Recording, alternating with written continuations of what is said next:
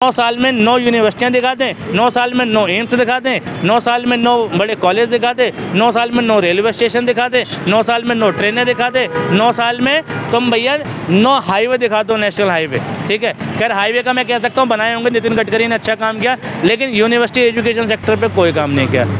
और मंदिर ही नहीं बना है इस देश में, कोर्ट के आदेश के बाद मस्जिद भी बनी है, लेकिन मस्जिद का तमाशा ऐसे नहीं चल रहा जैसे मंदिर का चल रहा है। तो नेता आज जो कह रहे हैं कि हमने राम मंदिर बनवाया, नरेंद्र मोदी, योगी आदित्यनाथ और दुनिया भर के नेता जो बीजेपी के हैं, इनकी कोई भी एक संतान मरी हो उस कार सेवक के रूप में, ठीक, मंदिर आंदोलन में कोई भी नेता मरा हो, ठीक है, मंदिर बनाने में या मंदिर के आंदोलन में, तो मुझे बता दो।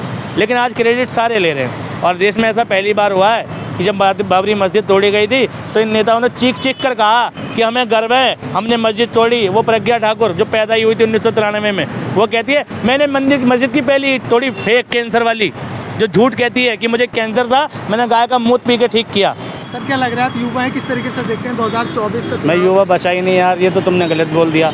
उम्र 30 साल की हो गई मेरी, और युवा जो रहता है आदमी, तो इस टाइम राहुल गांधी 40+ है, 50+ है, वो भी गलत है, वो भी युवा नहीं है। अखिलेश यादव भी युवा है, आप भी युवा हैं। देखो, इंसान के जीवन में 5-6 अवस्थाएं होती हैं। सबसे पहले गर्भावस्था में होता है आदमी, फिर शैशव अवस्था में आता है, फिर बाल्य अवस्था में आता है, फिर युवा अवस्था में आता है, फिर प्रौढ़ अवस्था में आता है, उसके बाद फिर वो आ जाता है वृद्ध अवस्था में। तो मैं प्रौढ़ अवस्था का व्यक्ति हूँ, मैच्योरिटी बोलते हैं इसको, ठीक है। तो राहुल गांधी भी जो है वो तो वृद्ध अवस्था में चले गए, 50 पार हो गए तो, ठीक है। तो भैया युवा तो बचे नहीं हम, तो प्रौढ़ अवस्था, और प्रौढ़ अवस्था जो होती है वो युवा से अच्छी अवस्था होती है, क्योंकि सही गलत का फर्क पता चलता है। हाँ, तो क्या समझ रहे हैं आप 2024 को लेकर? आप समझना तो देखो इतना है, रिक्वेस्ट कर सकते हैं उन लोगों से, मगर इतिहास में लिखा जाएगा कि भारत मूर्खता के दौर पे गुजरा, तो वो 2014 से 24 का दौर था, ठीक है। मूर्खता का दौर? जी जी। क्यों? यहाँ की जनता 5 साल रोती है कि रोटी नहीं है, कपड़ा नहीं है, मकान नहीं है, महंगाई है, बेरोजगारी है, हॉस्पिटल नहीं है, स्कूल नहीं है, और जब वोट देने का नाम आता है तब उसे याद आता है वो तो हिंदू है, अच्छा, वो तो मुस्लिम है, ठीक, उसका नेता ओवैसी है, उसका नेता योगी है। जब तक इस देश में धर्म के नाम पे वोट लड़े जाएंगे, लोग वोट देंगे। हम सब जानते हैं, हर क्षेत्र में कभी भी देख लेना, ठीक है, हमें मालूम होता है कि इस नेता पे उतने मुकदमे, उस नेता पे उतने मुकदमे, बावजूद इसके चुनाव आयोग उन्हें चुनाव लड़ने की अनुमति देता है, और हम जैसे लोग उन्हें वोट देते हैं, और क्रिमिनल लोग जाके संसद में, विधानसभा में बैठते हैं। किसकी गलती है?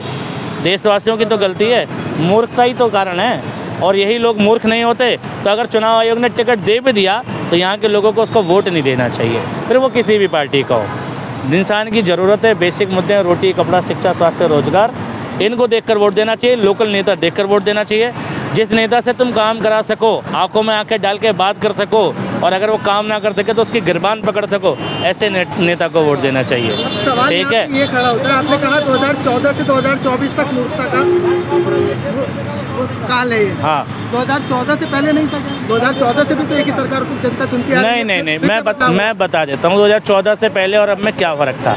2014 से पहले हमने निर्भया का बलात्कार देखा, ठीक, और 2014 के बाद हाथरस की बेटी का बलात्कार देखा।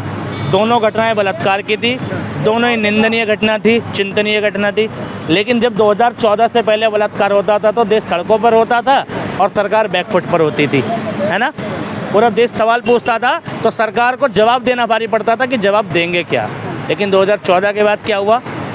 लोग सड़कों पे थे, मीडिया सवाल पूछ रहा था, लेकिन मीडिया भी मैनेज हो गया, सरकार भी मैनेज हो गई, किसी का इस्तीफा नहीं, किसी की कोई जवाबदेही नहीं। पूरे सुबह से शाम तक मीडिया चैनल हाथरस में घुसने की कोशिश करते रहे। हाथरस के अंदर इतनी पाबंदी थी कि मीडिया का एक पत्रकार नहीं घुस सका, और बॉर्डर इतना लूज हो गया कि सीमा इधर पाकिस्तान से नोएडा आ गई। समझ रहे हो तुम स्तर, ठीक है, सिर्फ और सिर्फ धर्म के बेसिस पे, क्योंकि सीमा इधर पाकिस्तान से आई, मुसलमान थी, हिंदू से ब्याह किया, तो कोई कार्रवाई नहीं है, ठीक है। हुई, लेकिन उतना बड़ा एक्शन नहीं हो पाया, ठीक। लेकिन हाथरस क्योंकि एक दलित बेटी थी तो भैया वहाँ सब कुछ मैनेज हो गया। किस एडीजी लॉ एंड ऑर्डर का इस्तीफा हुआ, वहाँ के डीएम का इस्तीफा हुआ या ट्रांसफ़र हुआ, कोई कार्रवाई हुई? और क्या कर लिया यहाँ की गवर्नमेंट ने? तो भैया पहले जब बलात्कार होते थे तो लोग शर्मिंदा होते थे कि हमारे प्रदेश में, हमारे राज्य में ऐसी घटना घट गई, ठीक है, ये नहीं होना चाहिए था। लेकिन अब इसके बाद क्या होता है? सरकारें जस्टिफाई करती हैं बलात्कारों को, ठीक है, कि यार ये तो आम घटना है, ये तो होती रहती है, इतना बड़ा देश है, कहीं भी हो जाती है। मणिपुर जैसी घटना पे कि और जगह दंगे नहीं होते, मणिपुर बोलोगे वो राजस्थान गिनाएंगे। अरे अगर मणिपुर में हुआ तो भी गलत है, राजस्थान में हुआ तो भी गलत है, लेकिन मणिपुर में तुमसे कांग्रेस सवाल पूछ रही क्योंकि देश में वो विपक्ष में है वहाँ पर। अरे राजस्थान में तुम विपक्ष में हो, राजस्थान में जाके पूछो, तुमने सवाल किया राजस्थान में जाके कोई प्रोटेस्ट किया? तो प्रोटेस्ट नहीं किया तो उंगली क्यों उठा रहे हो भाई? जहाँ देश का मुद्दा आएगा, नेशनल मुद्दा आएगा, नेशनल बातें होंगी, जहाँ नीचे के मुद्दे आएंगे वो नीचे की बातें होंगी। तो भैया सरकार जो है, सरकार कटघरे में नहीं आ रही है। वजह क्या है?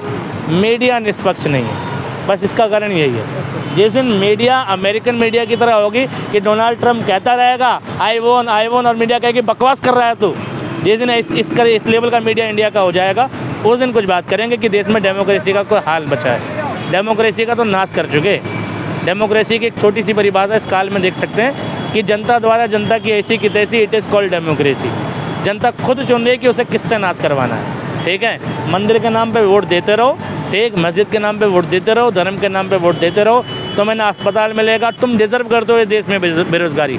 इस देश के सभी लोगों से कह रहा हूँ, अगर इस देश की हालत ख़राब है, इस देश में बेरोजगारी है, भुखमरी है, स्कूल नहीं है, अस्पताल नहीं है, ऑक्सीजन से गोरखपुर में बच्चे मर जाते हैं, तो बुरा मत मानना, इस देश के लोग यही सब डिज़र्व करते हैं। क्योंकि इस देश के लोग कभी भी हॉस्पिटल के लिए, स्कूल के लिए, एजुकेशन के लिए, अपनी बेहतरी के लिए वोट नहीं देते, धर्म के लिए वोट देते हैं। अब भी तुम्हें कई लोग मिलेंगे ना कि भैया, अभी मैंने बीजेपी का बैनर देखा CASF पे कि हो रहे हैं काम, आ रहे हैं राम। जिस पार्टी को 9 साल सत्ता में रहने के बाद भगवान राम का नाम लेना पड़े, धर्म घुसेड़ना पड़े इलेक्शन जीतने के लिए, क्या उस पार्टी ने काम किया होगा? और अगर किया होगा तो उसने ऐसा नाम क्यों लिया? भाई कांग्रेस ठीक थी। कांग्रेस क्यों ठीक थी? क्योंकि उसने कभी धर्म के नाम पे चुनाव नहीं लड़ा, ठीक। दंगे होते हैं हर सरकार में, मानते हैं, हिंदू मुस्लिम भी होते हैं, ठीक है। एक पार्टी सपोर्ट भी करती है, एक पार्टी अपोज भी करती है, मगर एक होता आंखों में आंखें डाल के सपोर्ट करना, एक होता आंखें चुरा के सपोर्ट करना। जब दिल में गरिमा बची होती है कि हम सपोर्ट करते हैं, हमें पता है हमारा दोस्त है, ठीक है, हम इस नाते सपोर्ट कर रहे हैं, लेकिन हमें ये भी पता है कि दोस्त गलत भी है, ठीक। तो कांग्रेस की छवि ऐसी थी कि कांग्रेस ने भले ही किसी दंगे को कभी सपोर्ट कर भी दिया हो सकता है कार्रवाई नहीं भी की हो, लेकिन कम से कम उसे ये तो पता था कि वो गलत कर रही है। ये बीजेपी में इतना ही फर्क है कि इसको ये भी नहीं पता कि वो गलत कर रही है, सही कर रही है। योगी आदित्यनाथ पूरे यूपी के मुख्यमंत्री हैं, जन्माष्टमी की बधाई देंगे, रामनवमी की बधाई देंगे, दिवाली की बधाई देंगे, और ईद और बकरीद की कौन देगा? भाई वो क्या एक धर्म विशेष के मुख्यमंत्री हैं या उत्तर प्रदेश के हैं? और उत्तर प्रदेश में मुसलमान नहीं रहते क्या? भाई जब वो मुख्यमंत्री बन गए यहाँ के, तो वो हिंदू के भी हैं, मुसलमान के भी हैं, जिसने वोट दिया उसके भी हैं, जिसने नहीं दिया उसके भी हैं। प्रदेश की हर एक जनता को बधाई देना उनका संवैधानिक अधिकार है भैया, और कर्तव्य भी है। तो संवैधानिक कर्तव्य की बात कर रहे हैं वो। यूनिफॉर्म सिविल कोड पे बात करते हैं वो व्यक्ति जिसने आज तक अपने धर्म की यूनिफॉर्म नहीं चेंज करी। भाई पहले तुम तो अपने धर्म से बाहर निकलो, तभी तो दूसरों को बोलो कि अपना धर्म छोड़ो। विपक्ष ये लगातार आरोप लगा रहा है, जैसे 2024 के चुनाव से पहले जो विपक्षी बड़े बड़े नेता हैं, राहुल गांधी हैं, सोनिया गांधी, ममता बनर्जी, अशोक उसके भांजे, तमाम उन नेताओं को ईडी और सीबीआई का डर दिखाया जा रहा है और जेल में डालने की कोशिश कर रहा है। ये जिस तरीके से केजरीवाल का आरोप लगा रहा है, क्या लगता है? भाई ये तो हमेशा से रहा है, जिसकी लाठी उसकी भैंस। भाई सरकार उसकी है तो चलाएगा भी वही। इससे पहले कांग्रेस की सरकार थी तो सीबीआई को तोता कहा गया सरकार का, अब इनकी है तो यूज़ कर रहे हैं। बस ये है कि यूज़ करने की लिमिट एक्सटेंड कर दी इन्होंने। एक होता है वाजिब चीज़ों पे यूज़ करना, एक होता है बिना वाजिब चीज़ों पे यूज़ करना। भाई ये गवर्नमेंट कहीं भी कुछ का भी डंडा घुसेड़ रही है, ठीक। अब मनीष सिसोदिया बंद है, सत्येंद्र जैन बंद है, क्या आरोप है पता नहीं, क्यों है पता नहीं, ट्रायल पे बंद है, ठीक है। मैं मानता हूँ बहुत कि भैया भाई आटे में नमक बराबर किया भी हो, कर भी लिया, तो एक बात बताओ, उसकी जांच निष्पक्ष होकर चार्जशीट दायर क्यों नहीं हो रही? कन्हैया कुमार पे आरोप लगा स्लोगन का, आज तक चार्जशीट नहीं पता। पुलवामा में अटैक हुआ, कोई इंक्वायरी, कोई चार्जशीट नहीं पता, ठीक है, किसने कराया, कैसे आया, नहीं आया। भाई गौतम अडानी का भ्रष्टाचार आज तक नहीं पता, पीएम केयर फंड का पैसा गया कहाँ आज तक नहीं पता, नोटबंदी में जितने नोट चले उतने वापस आ गए, फिर पैसा गया कहाँ आज तक नहीं पता, 2000 के नोट बनवाए क्यों और बंद करवाए क्यों आज तक नहीं पता। भाई सरकार जवाब दे होगी जब तो। मोदी जी की छाती इतनी चौड़ी है, 56 इंची, विदेशों में डंका बज रहा है, और उस आदमी के बस की एक प्रेस कॉन्फ्रेंस करना नहीं है। भाई अमेरिका का राष्ट्रपति G20 में आया जो बाइडन, और उसने क्या किया, अपना मीडिया भी साथ लाया था, लेकिन उसकी मीडिया को यहाँ परमिशन नहीं हुई प्रेस कॉन्फ्रेंस करने की। मोदी जी जब अमेरिका गए थे तो अमेरिकन मीडिया, तो वहाँ तो अमेरिका की मीडिया है, अमेरिकन मीडिया ने क्या किया था, प्रेस कॉन्फ्रेंस की, मोदी जी से 2-4 तीखे सवाल पूछे थे अल्पसंख्यकों पे, खूब ट्रोल हुए थे, खूब बेइज्जती हुई। तो यहाँ पर परमिशन ही नहीं मिली अमेरिकन मीडिया को, और जब परमिशन नहीं मिली अमेरिकन मीडिया को तो जो बाइडेन अगले ही दिन कहाँ चले गए, वियतनाम गए, और वहाँ जाके प्रेस कॉन्फ्रेंस करी और कहा कि इंडिया में प्रेस की फ्रीडम खतरे में है। तो भैया जब एक सुपर पावर तक कह रहा है कि इंडियन मीडिया की फ्रीडम कुछ बची नहीं, तो समझो डेमोक्रेसी बची क्या। भाई अंग्रेज़ों के टाइम पे भी ऐसा ही शासन था, एक आम आदमी को कोई इम्पैक्ट नहीं पड़ता, इम्पैक्ट उसको पड़ता जो सरकार के खिलाफ आवाज़ उठाता है, ठीक है। महात्मा गांधी को दिक्कतें झेलनी पड़ी, ठीक, सरदार वल्लभ भाई को झेलनी पड़ी, राजगुरु को झेलनी पड़ी, भगत सिंह को झेलनी पड़ी।